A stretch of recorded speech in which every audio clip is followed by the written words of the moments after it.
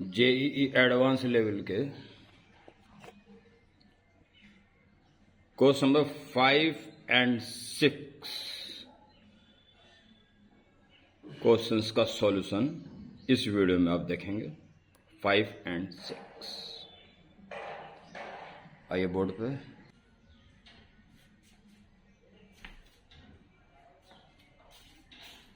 प्यारे बच्चों, 5 और 6 क्वेश्चंस में क्वेश्चन नंबर 5 का डायग्राम बनाया है। और आप में से जो बच्चे इस वीडियो को देखते हैं और फिजिक्स के क्वेश्चन करना चाहते हैं सच्चे मन से, तो आपका पहला काम है वीडियो पॉज करके क्वेश्चन नंबर 5 पे आके पॉज करके पूरा क्वेश्चन पढ़ लें और समझ लें कि क्या व्यवस्था है, क्वेश्चन क्या है और हमें क्या करना है। तब आप मेरे हर स्टेटमेंट पे, हर पॉइंट्स पे ध्यान रखेंगे कि मैं क्या कर रहा हूं। और जब खत्म हो जाएगा, जैसे मैं क्वेश्चन नंबर 6 शुरू करूंगा, तो फिर आपका काम है वीडियो को पॉज करके क्वेश्चन 6 पे लाके ध्यानपूर्वक क्वेश्चन 6 को पढ़ लें। ऐसा करने से एक ये हो जाएगा कि हो सकता है वो क्वेश्चन आपसे अपने आप ही हो जा रहा हो, कॉन्सेप्ट क्लियर है तो क्वेश्चन हो जाते हैं। या फिर अगर कंफ्यूजन है या कर लेने पर नहीं हो पा रहा है, तो फिर आप इस सॉल्यूशन पे बिल्कुल निगाहें जड़ करके रखोगे, पूरे कंसंट्रेशन देखते रहोगे। हाँ, क्या क्या हो रहा है, कहां तक हम पढ़ चुके थे, ये तो मैं भी कर चुका था, ओहो ये स्थिति ये मेरे से नहीं हो रहा था। ये स्थिति तो अगर जीवन में आ जाती है तो ये गलतियां फिर दोबारा कभी नहीं होती है। ये फैक्ट है। क्वेश्चन नंबर 5, डायग्राम के सामने ये एक सिलिंड्रिकल रूम है, ठीक है, और ये बॉडी फर्श पे रखी हुई है और दीवार से सटे सटे घूम रही है। घुमाने की कोशिश करेंगे हम। तो मैं पूरा क्वेश्चन पढ़ रहा हूं और मेंशन कर रहा हूं साथ साथ। A block of mass m moves on a horizontal circle against the wall of a cylindrical room of radius r.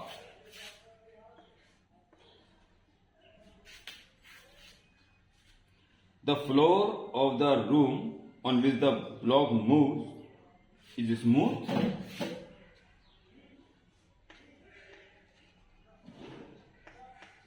ये स्मूथ है, but friction coefficient between the wall and block is mu. ये दीवार से रगड़ रगड़ के चल रहा है, उसके बीच में फ्रिक्शन म्यू दे रखा है।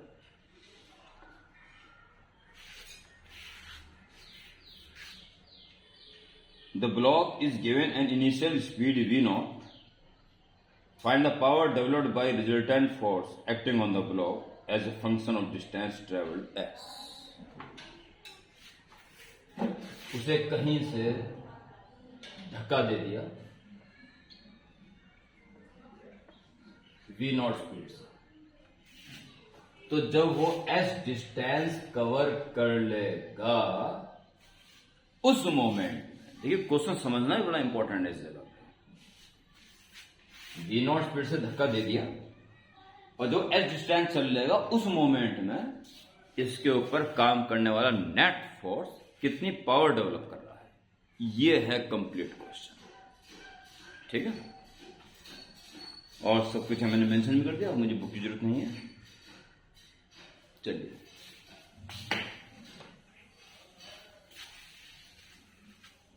तो इस बॉडी पे डाउनवर्ड फोर्स का वेट और फोर्स की रिएक्शन आपस में कैंसिल हो जाती है, इसकी बात नहीं करेंगे। या चलो ये क्वेश्चन में यहां बनाता हूं दोबारा, और ये है बॉडी।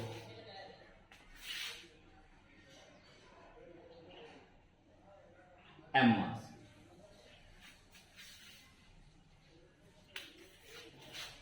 इस पे क्यों मैंने ऐसा दिखा रखा है हॉरिजॉन्टल, तो ये वर्टिकल बन जाएगा, तो इसका वेट नीचे काम कर रहा है mg, फोर्स की रिएक्शन ऊपर काम कर रही है m, ठीक है। जब रोटेट करेगा सर्कुलर मोशन, तो सेंट्रीफ्यूगल फोर्स बाहर, बदले में दीवार की रिएक्शन अंदर, एंड और ये M V square upon R. V कौन सा? एस डिस्टेंस चलने के बाद जो आ जाएगा ये वी, इस समय का इसकी स्पीड जो वी नॉट से कम हो चुकी होगी क्योंकि फ्रिक्शन फोर्स लगातार कम करते रहेगा स्पीड को। और है गया इसके ऊपर फ्रिक्शन फोर्स। ये समझना जरा इंपॉर्टेंट आपके लिए। देखिए कैसे, आप ये मान लीजिए ये जो है इस सिलिंड्रिकल रूम का फर्श है जो कि स्मूथ है, और ये दीवार है, ऊंची ऊंची दीवार है, पर यहां छोटी दीवार है, कोई बात नहीं, कॉन्सेप्ट क्लियर हो जाएगा। और ये रहा एक ऑब्जेक्ट जो सट के रखा हुआ है, और यहां से हमने इसको धक्का दे दिया वी नॉट स्पीड से, कुछ दूर जाकर रुक जाए।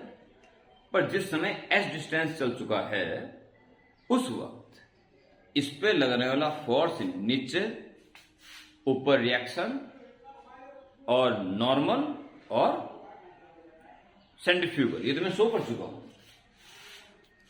अब रहेगा फ्रिक्शन फोर्स। ये बॉडी यहां शो किया है सबसे राइट मोस्ट पार्ट, तो इस समय ये यहां से यूं आगे जा रही है, तो फ्रिक्शन फोर्स टेंजेंशियली पीछे लग रहा होगा, टेंजेंशियली पीछे, क्योंकि टेंजेंशियली आगे जा रही है तो फ्रिक्शन फोर्स टेंजेंशियली पीछे लग रहा होगा, टेंजेंशियली, जो कि अगर मैं ऐसे दिखाता हूं तो ये ऐसे जा रहा है तो टेंजेंशियली ऐसे लग रहा है। इसको देखूं तो बाहर निकलता हूं, बाहर निकलते हुए को आप क्या करेंगे, डॉट से शो कर दीजिए, इस जगह पर डॉट, डॉट का मतलब एरो की नोक बाहर आ गई, और ये हो जाएगा म्यू और नॉर्मल एंड डॉट का मतलब बाहर निकलता हुआ, ठीक है। डॉट का मतलब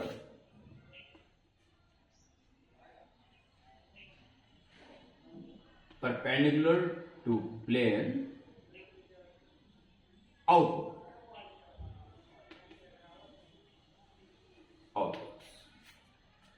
अब ये सारे फोर्स पे हो चुके हैं। अभी इसकी दोबारा जरूरत पड़ेगी, उसमें यहीं रख देता हूं उसको, क्योंकि नेट फोर्स की बात कह रहा है वो लास्ट में, तो इसलिए शायद जरूरत पड़ेगी इसकी। तो अब स्टार्ट हो जाएगा।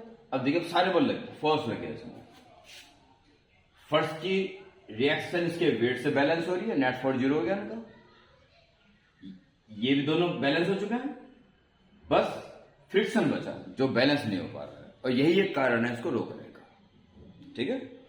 तो अब आप क्या करेंगे, देखिए force is equal to M A, रोकने वाला फोर्स सिर्फ एक है, mu and dash is equal to M A, ठीक है। ये कितना फोर्स अपनी डायरेक्शन में एक्सेलरेशन प्रोवाइड कर रहा है ताकि वो चलते हुए को रोक रहा है, ठीक है। अभी हम सिर्फ इसकी वैल्यू निकाल रहे हैं, क्योंकि वास्तव में इसका मोशन धीरे धीरे कम होता जा रहा है, तो रिटार्डेशन है, तो हम केवल वैल्यू निकाल रहे हैं।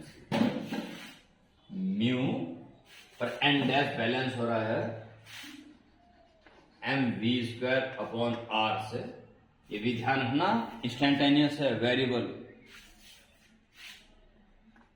और M it is DV by D.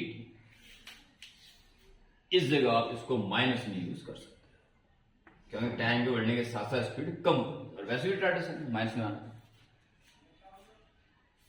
M cancel, और चूंकि टी से हमें कोई मतलब नहीं है, तो mu V square upon R is equal to minus D V upon D T, multiply and divide by D S,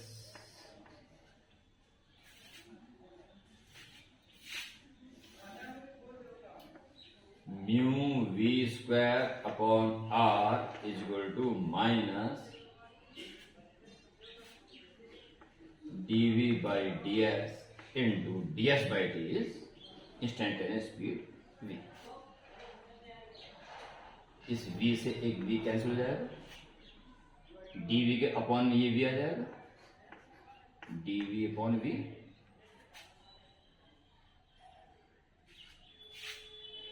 DV का अपॉन वी आ गया।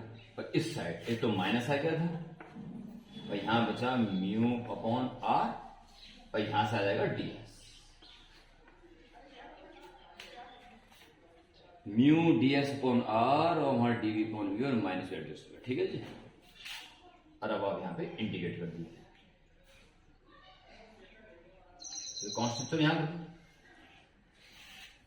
अब देखिए, स्पीड इनिशियल थी v नॉट, उस वक्त डिस्टेंस ट्रेवल थी g। ठीक है, एस डिस्टेंस चलते चलते उसकी स्पीड क्या हो जाएगी ये हमें निकालना है। ये यहां काम, एस डिस्टेंस चल देने का उसकी स्पीड क्या है। ओके, 1/v का इंडिकेशन लॉग वी बेस की, या नेचुरल लॉग बेस की, V naught to V minus mu upon R constant है, बचेगा 1 का हो जाएगा X, 0 to X. Capital C given question, limit log V minus log V naught, तो क्या हो जाएगा,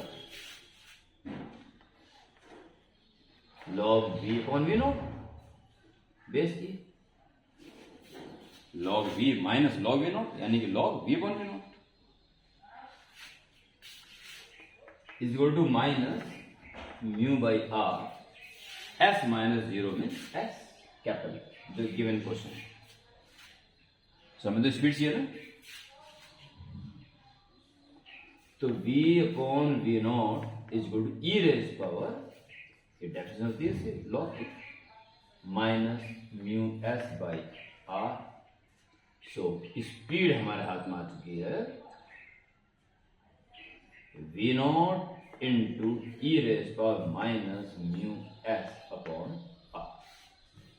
ये स्पीड एस डिस्टेंस चल देने के बाद हो जाएगी, और वो इस मोमेंट में जानना चाह रहा है नेट फोर्स के द्वारा उत्पन्न power.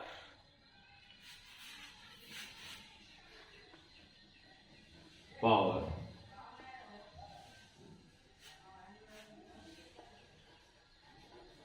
Developed. Question number 5, power developed by net resultant, by resultant force P is equal to, formula होता है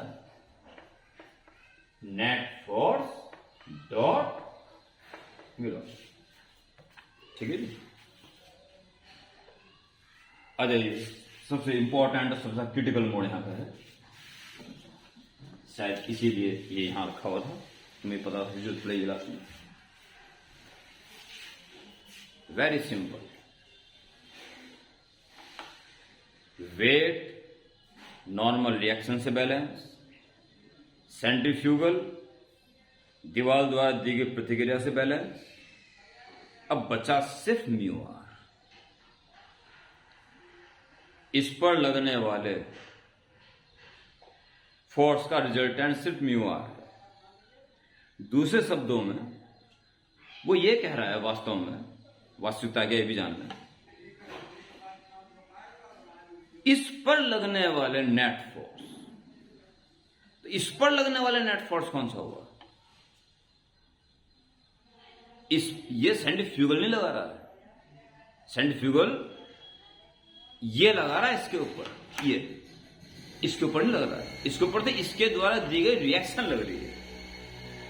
इस पे लगने वाला फोर्स नॉर्मल रिएक्शन है दीवार द्वारा लगी हुई, और फ्रिक्शन फोर्स, बाकी एन और एम जी बैलेंस हो रहा है। पर समस्या ये है कि जब ये ऐसे जा रहा है, टेंजेंशियल स्पीड ऐसे है, तो ऐसे में ये नॉर्मल रिएक्शन कोई पावर डेवलप नहीं करेगी, क्योंकि डॉट 0 हो जाएगा। इसलिए नॉर्मल रिएक्शन होते हुए भी नो पावर डेवलप। अब बचा तो सिर्फ म्यू एन बचा और कुछ नहीं बचा। ठीक है, ये पावर डेवलप करेगा। सो फॉर्मूला ये म्यू एन डैश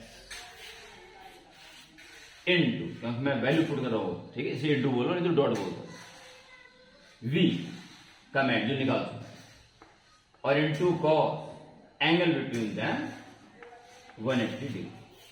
क्योंकि स्पीड ऐसे में, फ्रिक्शन फोर्स ऐसे में। ठीक है जी, एक बार फिर सुन लें, mg और नॉर्मल रिएक्शन बैलेंस हो चुके हैं। इस पे लगने वाले दो फोर्स, फिर फोर्स इसने सेंट्रीफ्यूगल इस पे लगाया, ठीक है, इसके ऊपर से इसने लगाया n, तो एक तो n बच रहा है और एक म्यू n बच रहा है, हालांकि n डैश है वो, n डैश और म्यू n डैश। तो n डैश के परपेंडिकुलर वेलोसिटी, तो डॉट जीरो हो जाएगा, तो n का काम भी खत्म हो गया। अब बचता सिर्फ म्यू n डैश, ठीक है, जो कि वेलोसिटी के ऑपोजिट है। सो 180 पे आ गया, cos 180। बस अब तो बहुत छोटा सा क्वेश्चन रह गया। हाँ, बड़ा प्यारा क्वेश्चन है, एक डिफरेंट टाइप का क्वेश्चन है वैसे। म्यू एंड बैलेंस हो रहा था इससे, M V square upon R से इंटू वी और इंटू माइनस हो। सो माइनस आ गया और म्यू एम अपॉन आर और वी क्यूब हो जाएगा। So power is equal to minus mu M upon R और वी क्यूब, वी निकाल चुके, तो क्यूब करोगे तो वी नॉट क्यूब और इसका क्यूब करोगे तो पावर मिनट हो जाएगी क्यूब की, e raise to minus 3 mu S upon R. It should be answer. Chapter लेते हैं साथ साथ। Question number 5 section F.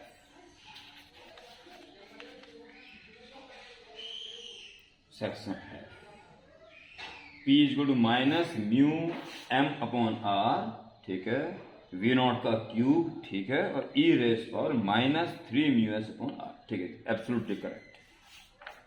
Okay, ये था क्वेश्चन नंबर 5। ऐसे क्वेश्चन पूरे समझ में आ जाते हैं तो एक बार अपने आप दोबारा कर लेना चाहिए। फिर अटक के तो समझो कहीं ना कहीं कमी है, फिर दोबारा सोचने देख लो। पर यह प्रक्रिया जब तक कंटिन्यू रखो जब तक आप बिना किसी हेल्प के अपनी समझ से इसको कंप्लीट ना कर लें। ठीक है, आइए क्वेश्चन नंबर 6 की तरफ। ये बड़ा अच्छा क्वेश्चन है। क्वेश्चन नंबर 6,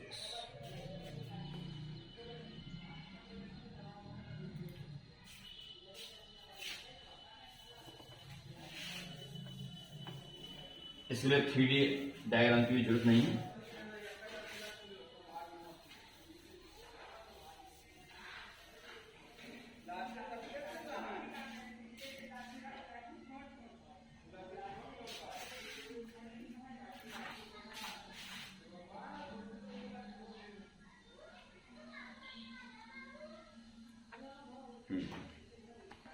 एक डायग्राम जो देखा पहले वो डायग्राम बनाता हूं जुगा, तो फिर क्वेश्चन पढ़ लूंगा तो आपका ध्यान रहेगा डायग्राम देखते हुए। ठीक है, क्वेश्चन नंबर है 6 और यह है कोई देश, ग्राउंड,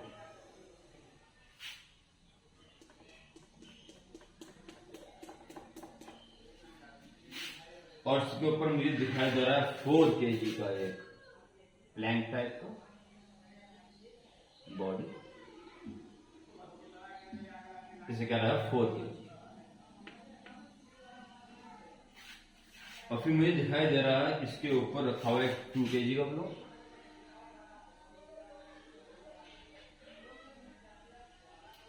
यह है 2 kg। और इसके अलावा मुझे दिखाई दे रहा है 2 kg पे लगता हुआ एक फोर्स है। ये जितना डायग्राम मुझे दिखाई दे रहा है वो मैंने आपके सामने बना दिया। अब मैं क्वेश्चन बोल रहा हूं और डायग्राम आपके सामने पूर्णतः से समझने का प्रयास करें।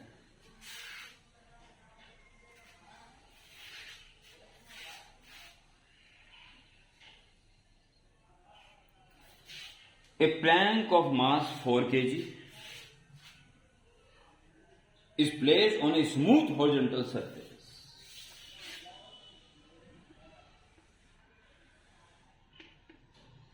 Smooth horizontal surface. A block of mass 2 kg is placed on the plank and is being acted upon a force, horizontal force F is equal to 0.5 T. F की वैल्यू 0.5 T यानी कि टाइम डिपेंडेंट है, where F is in Newton, T is in second. If the coefficient friction between the block and the plank is 0.10,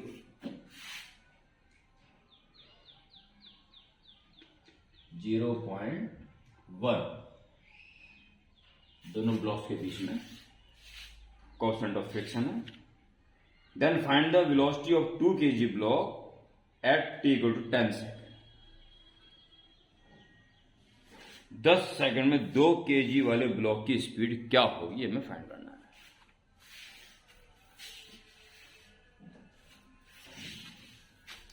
है simple ही, पर जैसे basic knowledge है पूरी, सारे नियम कायदे सारे फ्रिक्शन के फंडे जानता हो, उसके लिए सिंपल ही क्वेश्चन है, कोई खास बड़ी बात नहीं है।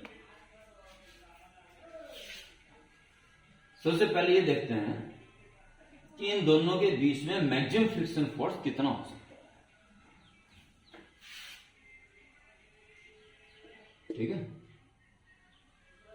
तो आप पहले फ्रिक्शन फोर्स म्यू है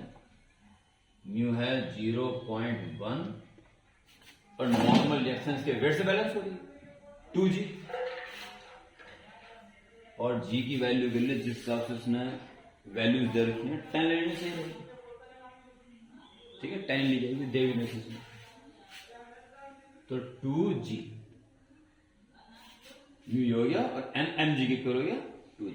जितना वेट होगा उतनी रिएक्शन होगी, वही रिएक्शन से होती है, तो कैंसिल हो जाएगा 2 न्यूटन, ज्यादा 2 न्यूटन होगा, यानी अप्लाइड फोर्स अगर 2 न्यूटन से कम है तो ये अभी इसको भी अपने साथ खींच लेगा, तो इसको रोकने वाला कोई नहीं, इस पे जो फ्रिक्शन फोर्स लगेगा वही इसको चलाएगा। ये इसके ऊपर स्लाइड जब करेगा जब मैक्सिमम फ्रिक्शन फोर्स क्रॉस करेगा। ठीक है, तो अप्लाइड फोर्स देखिए 2 न्यूटन कब होगा, जब ये 4 सेकंड हो जाएगा टी की वैल्यू, यस, जब 4 सेकंड हो जाएगा तो 4 पे 2 न्यूटन हो जाएगा, यानी 4 सेकंड तक तो ये इसको भी अपने साथ लेके चलता रहेगा। 4 सेकंड के बाद ये इसके ऊपर स्लिप करना शुरू कर जाएगा, क्योंकि applied force maximum friction force को क्रॉस कर जाएगा। ठीक है, सिंपल, बड़ा अच्छा क्वेश्चन है, विचित्र क्वेश्चन बना रखा है। चलिए तो फिर तो हमें t इक्वल टू 0 से 4 सेकंड तक विचार करना पड़ेगा पहले, क्योंकि इस दौरान ये पूरा ब्लॉक एक साथ चल रहा है, और 4 सेकंड के बाद हमें फिर दूसरा विचार करना पड़ेगा, तो हमें केवल 2 kg के ऊपर विचार करना पड़ेगा। तो पहले बात करते हैं for t equal to 0 second to t equal to 4 second.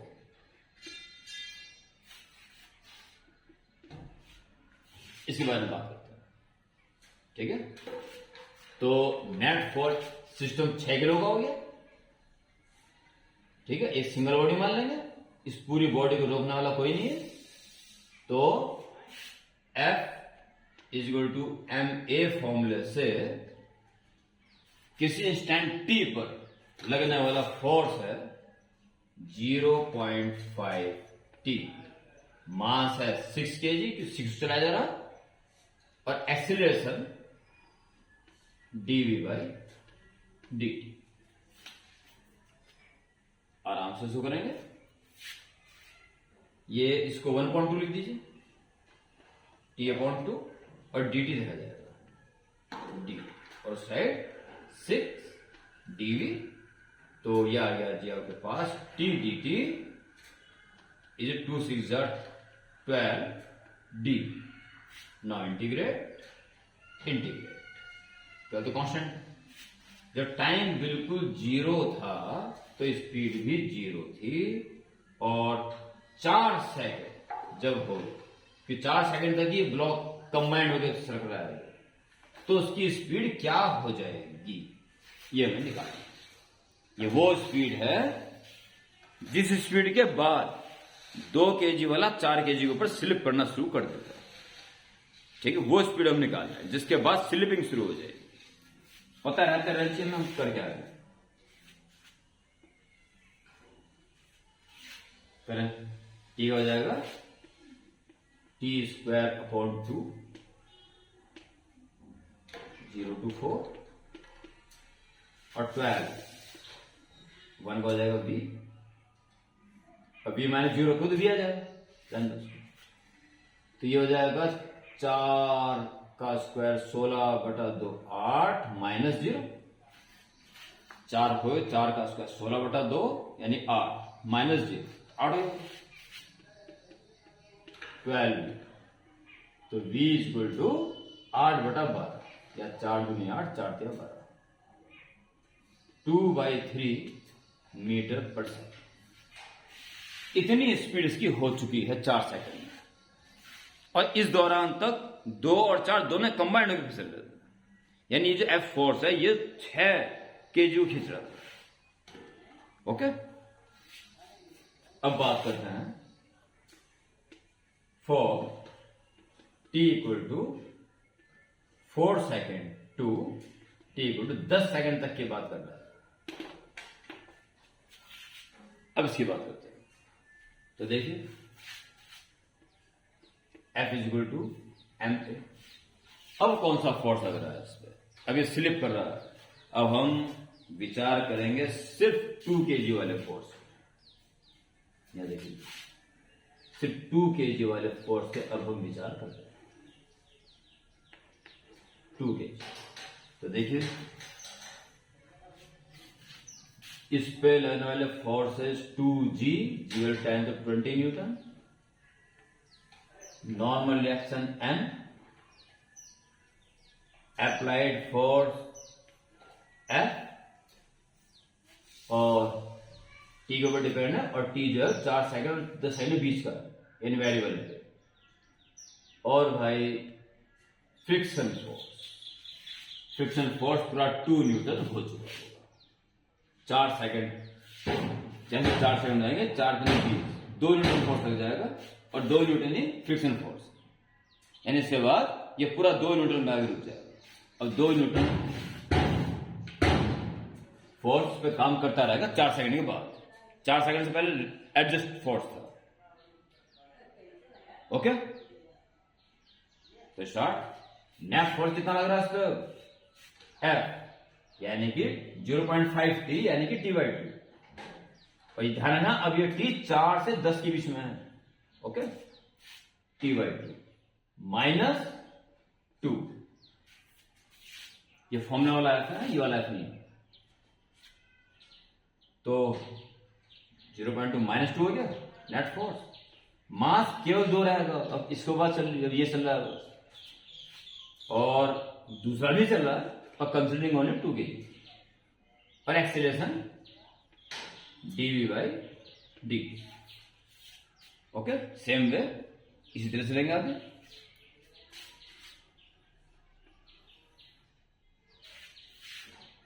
ऐसे ले लीजिए,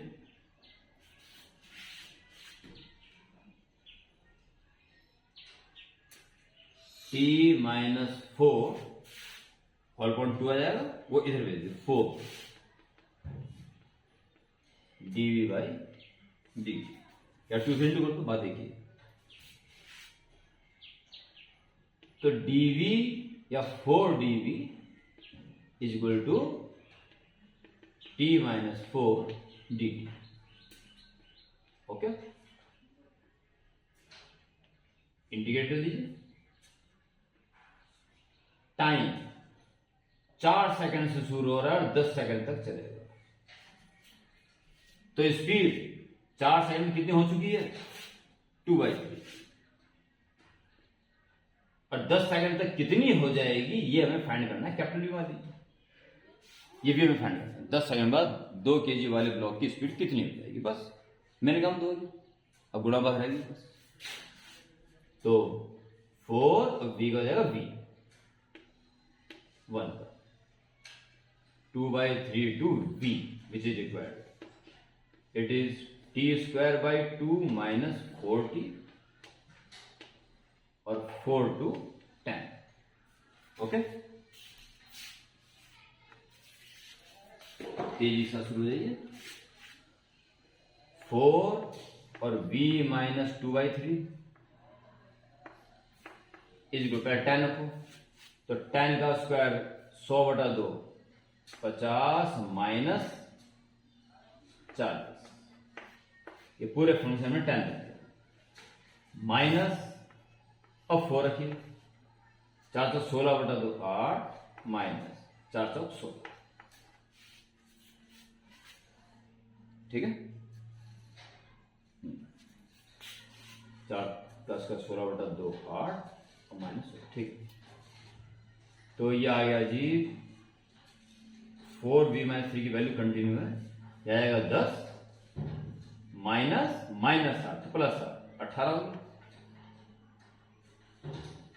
10 माइनस माइनस 8 यानी 10 प्लस 8 18। ठीक, v minus 2/3 is equal to 4 divide यानी कि 9/2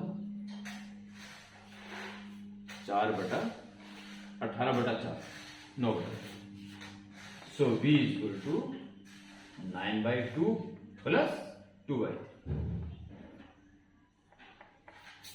6 3 27 और 4 31 6 5 30 1 बचेगा, 6 6 4 बचेंगे, 6 6 6 7 रहेगा 7। इतना मीटर पर सेकेंड स्पीड 2 kg वाले ब्लॉक की हो जाएगी। It's okay.